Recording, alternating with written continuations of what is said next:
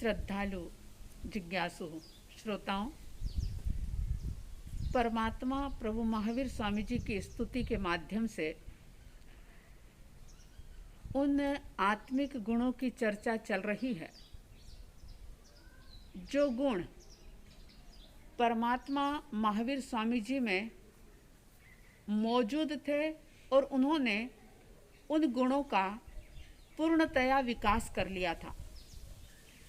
वे ही सारे गुण बीज रूप में आप में, हम में, सब में मौजूद है।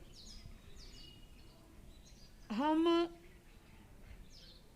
परमात्मा के गुणों की चर्चा करके अपने भीतर के उन बीज रूप गुणों का विकास कर सकें, आप और हम भी वैसी वीतरागता को प्राप्त कर सकें, बस यही एक उद्देश्य है। वीतरागता में बाधक, हमारी आत्मा को दूषित करने वाले, हमारे सत्य को प्रदूषित करने वाले कुछ ऐसे पाप हैं, दोष हैं जो हमें मेला बना देते हैं, जो हमारी प्योरिटी के ऊपर एक तरह से पर्दा डाल देते हैं। और ऐसे ही दोषों की चर्चा पुच्छी सुणम की 23वीं गाथा के दूसरे चरण के संदर्भ में चल रही थी। दूसरा चरण सच्चे सुआ अणवज्जम वयंती। इस दूसरे चरण के अंतर्गत उन दोषों की बात आप सुन रहे हैं जिन दोषों से, जिन पापों से हमारा सत्य दूषित होता है।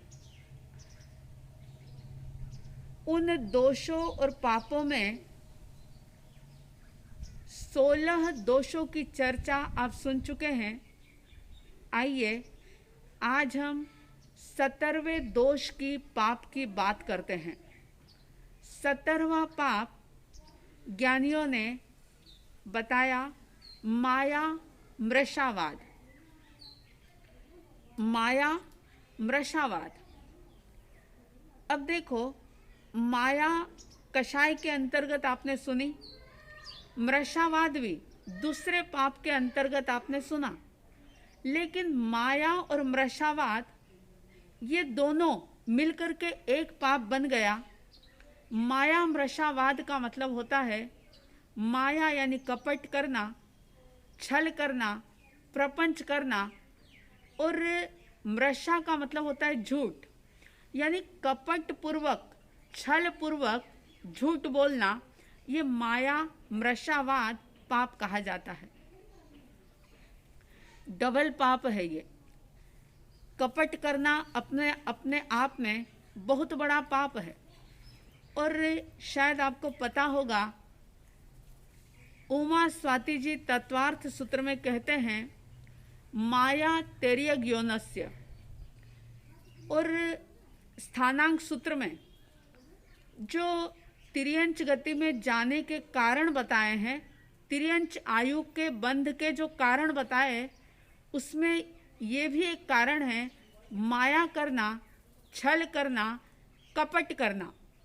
ये तिर्यंच गति में, यानी इंसान है और इंसान के रूप में इंसानी जीवन पाकर के अगर कोई छल करता है, कपट करता है, प्रपंच रचता है, तो ऐसा व्यक्ति अगर उस समय में आयुष्य का बंध करे तो वह मनुष्य से मर करके तिर्यंच गति में जाता है। तिर्यंच गति की विवशता, तिर्यंच गति की लाचारी आप और हम सब अपनी आंखों से देखते हैं। नरक गति के दुखों को शास्त्रों में पढ़ते हैं, रोंगटे खड़े हो जाते हैं। तिर्यंच गति की जो लाचारी है, जो दुख है जानवरों का, वो हम रोज ही अपनी आंखों से देखते हैं कि कितनी विवशता है, कितनी लाचारी है तिर्यंच प्राणियों की। समय पर भोजन नहीं मिलता, और अगर बंधन में बंधे हुए हैं तो सामने भोजन पड़ा है, चारा पड़ा है, लेकिन अगर मालिक की आज्ञा नहीं है मालिक की इच्छा नहीं है तो सामने पड़ा रहने के बावजूद भी वो उस चारे को, अपने उस खाने को खा नहीं पाता। कितनी लाचारी। और देखो, बहुत सारे लोग ऐसे होते हैं जो मनुष्य जीवन प्राप्त करके धर्म साधना के लिए कहते हैं कि हमारे पास तो समय नहीं है, हमारे पास बिल्कुल टाइम ही नहीं मिलता, कैसे हम धर्म साधना करें। और तिर्यंच गति में देखो कितना समय है उन जानवरों के पास, कोई काम नहीं है, लेकिन फिर भी वो धर्म साधना नहीं कर पाते। और क्योंकि उनके अंदर समझ नहीं है। मनुष्य जीवन के अंदर समझ मिलती है, समझ के साथ अगर समय का सदुपयोग करे तो वह तिर्यंच गति में जाने से बच जाए। अगर माया प्रपंच का, कपट का त्याग कर दे तो वह तिर्यंच गति में जाने से बच सकता है। हम 17वें पाप की बात कर रहे हैं। 17वां पाप माया मृषावाद, कपट सहित झूठ बोलना, कपट भी करना और उस कपट को छुपाने के लिए, उस माया को छुपाने के लिए झूठ का सहारा लेना। आप देखो किस प्रकार से लोगों के दिमाग में माया मृषावाद का पाप कितना गहरा गहरा गहरा होता चला जाता है। और दुख की बात यह कि माया मृषावाद का पाप करके व्यक्ति प्रसन्न होता है। कपट किया और उस कपट को छुपाने के लिए झूठ का सहारा ले लिया और सामने वाले ने उसके ऊपर विश्वास कर लिया, भरोसा कर लिया कि चलो ये जो कह रहा है वो बात सच होगी, और सामने वाले ने उसके ऊपर विश्वास कर लिया तो वो व्यक्ति जो है वह बड़ा प्रसन्न हो जाता है कि देखो मैंने सामने वाले को कैसे बना दिया, कैसे मैंने इसको बेवकूफ़ बना दिया।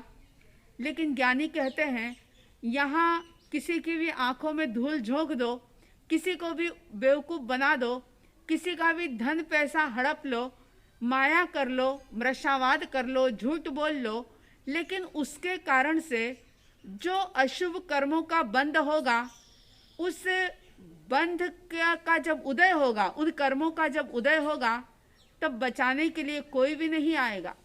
खुद के पाप खुद ने ही भोगने होंगे। इसलिए इस पाप से बचने का प्रयास करो। देखो माया मृषावाद का पाप किस प्रकार से व्यक्ति करता है। मैंने एक बार एक उदाहरण पढ़ा था, शायद आपको भी वो बात पता होगी, कि बाबा भारती नाम के एक गृहस्थ संत हुए हैं।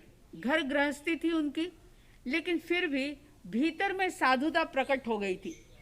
अंदर से वो साधु थे, गृहस्थ संत थे, और उनके पास बहुत सारे घोड़े थे।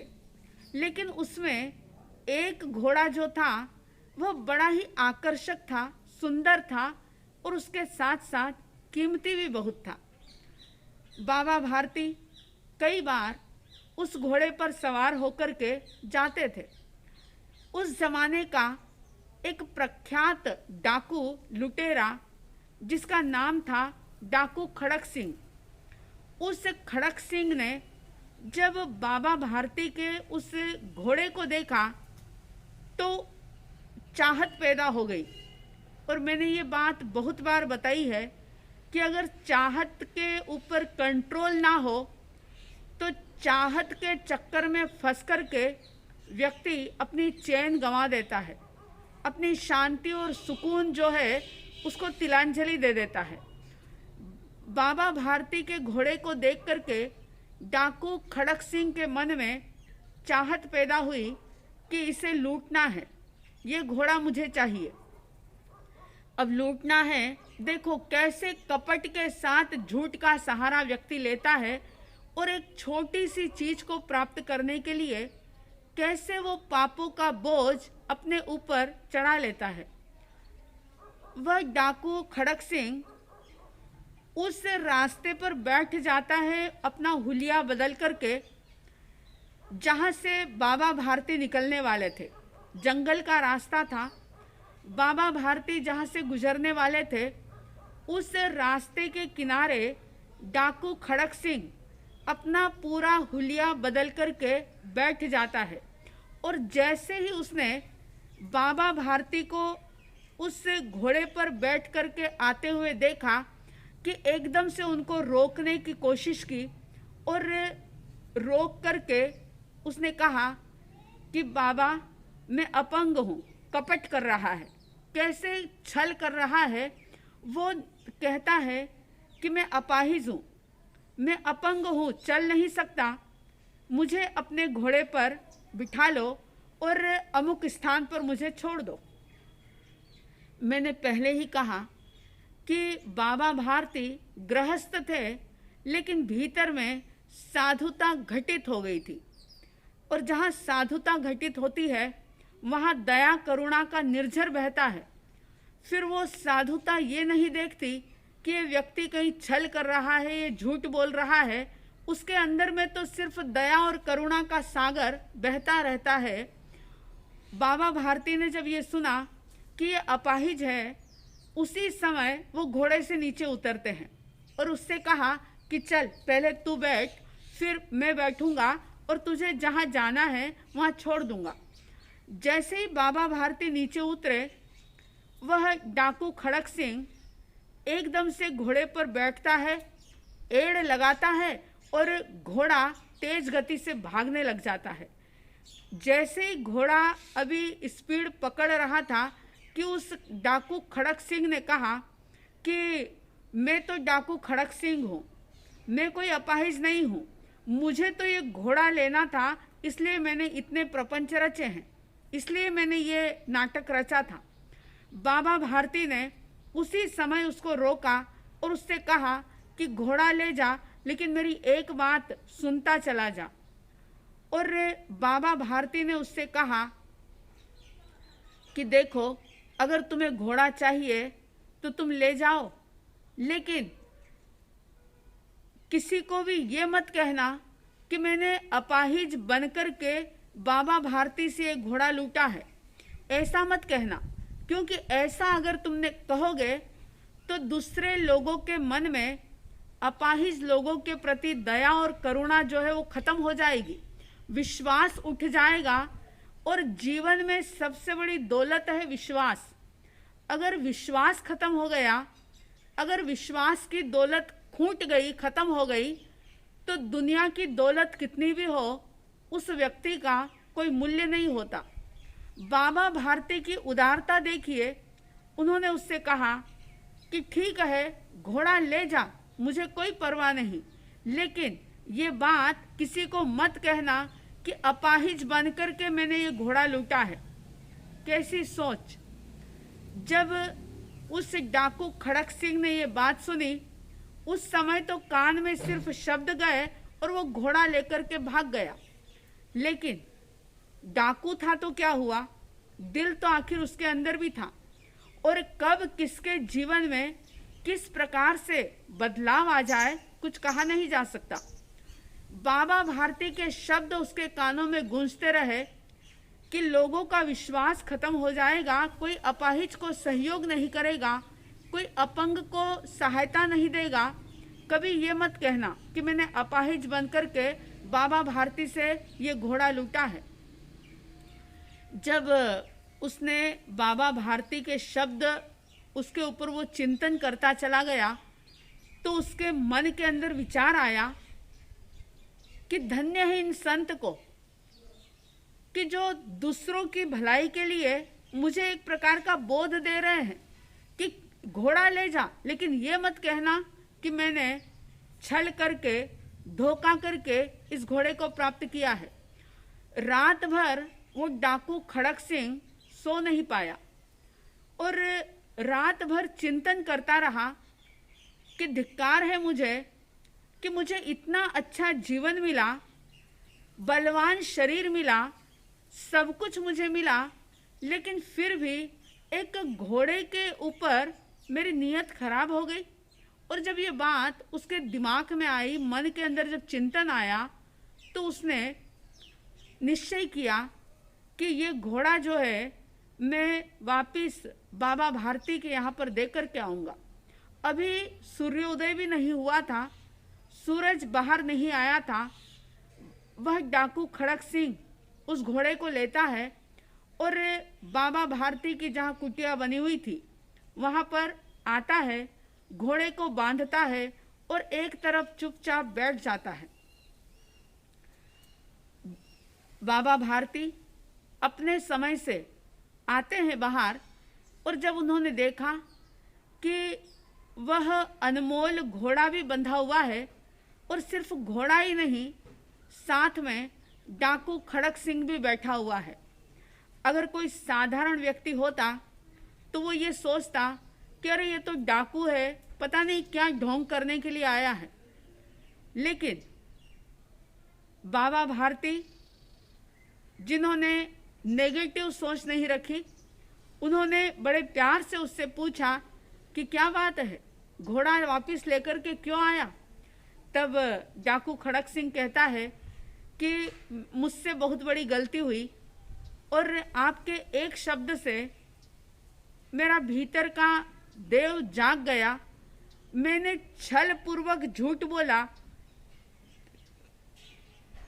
उसके लिए मैं आपसे हाथ जोड़ करके माफ़ी मांगता हूँ और आज के बाद कभी भी किसी भी प्रकार की लूटपाट नहीं करूँगा, ऐसा मैं आपके चरणों पर हाथ रख करके संकल्प लेता हूँ।